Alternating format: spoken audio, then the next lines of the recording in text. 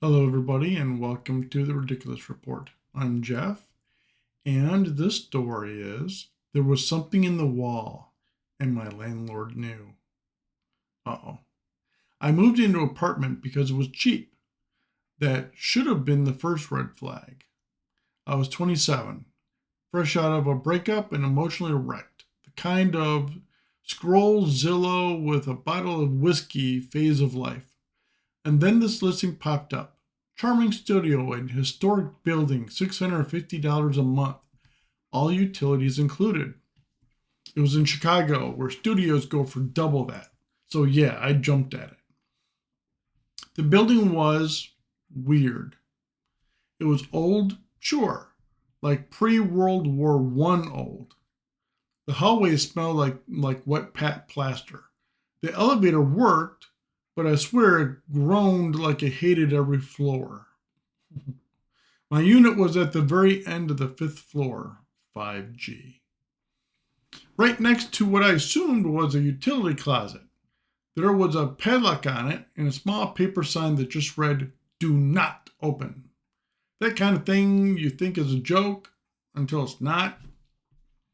Well, after the first week, I thought I was going crazy. I'd be lying in bed reading or doom scrolling, and then I'd hear tapping. Not just loud, soft, not just loud, just soft, rhythmic, coming from inside the wall. It wasn't rats. I know what rats sound like. I've lived in Brooklyn. This was slower. It would stop if I got too close and then start again when I backed away. I told myself it was just old pipes. I kept telling myself that for 3 nights straight. Then I noticed the weirdest thing. The taps always came at 2:41 a.m., exactly like clockwork. I started recording it, not for anyone, just to convince myself I wasn't insane. 2:41 a.m. Tap, tap, tap. Pause. Tap, tap. Long pause. Tap, tap, tap, tap, tap. It almost felt intentional. I played it back one morning with a friend over, joking that I had a ghost Morse coding me. He listened with a slow, pale expression. Then he said, "Dude, that's actually Morse code." He pulled out his phone and decoded it. First night said, "Help." The second, "I'm in a wall." Third, "He knows." That was the last night I slept there. I reported it to the landlord. He was this guy named Gary. Late 60s, thick glasses, smiles way too wide for way too long. He looked like a rejected Price is Right contestant. Ouch. When I told him about the knocking, he immediately interrupted me. "You heard something?" I nodded, told him about the code. He paused, smiled again, and said, "Old buildings do that sometimes." Echoes, memory in the walls. I was like, "Memory in the walls?" "Yeah, don't overthink it." Then he offered me $100 discount to forget about it. That's when I knew. He knew.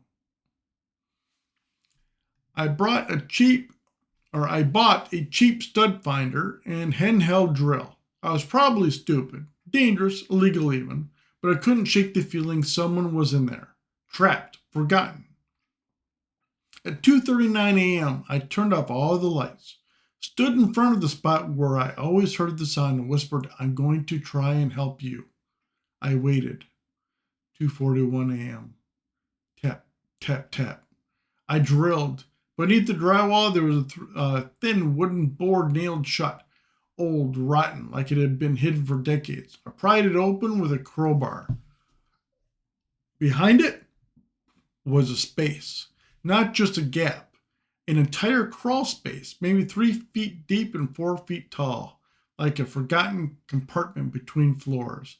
And in that space was a mattress, a bucket, and a cracked, dust covered Polaroid of a girl, maybe 18, pale, wide eyed, holding up a sign that said, "Help me, 5G."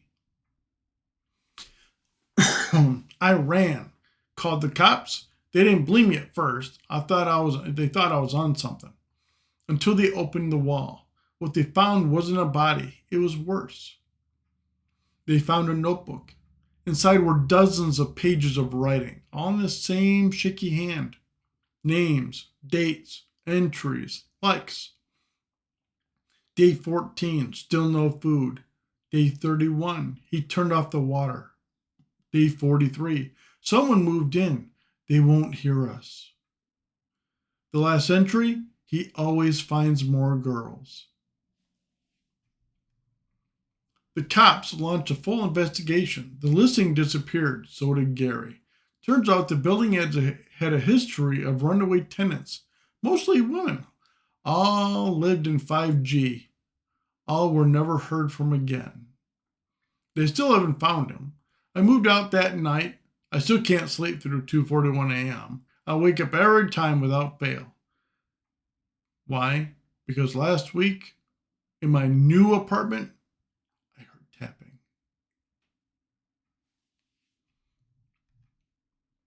We got a few comments on this one.